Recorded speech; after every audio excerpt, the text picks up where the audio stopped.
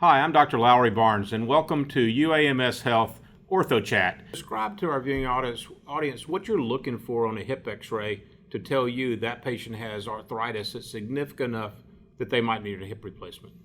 Sure. So when we look at a hip x-ray, what we want to see in a normal hip is that we can see the pelvis and we can see the ball of the hip joint, or what's called the femoral head. And there should be a nice space in between those two bones. And that space is actually where the cartilage is. And I'll show patients this on their x-rays in clinic, and it should look like a nice wide eyebrow. There should be a big spot there.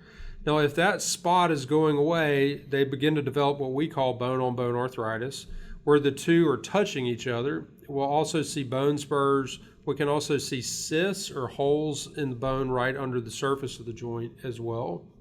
Great, and that's essentially what you see with osteoarthritis, wear and tear arthritis, the thing that we do most of our hip replacements for.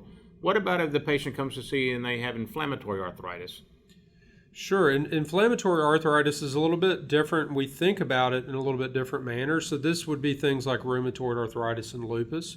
And sometimes you do not see exactly the same pattern on the x-rays, but we can see quite a bit of damage from this. But most of this comes from the lining causing damage to the actual cartilage surface.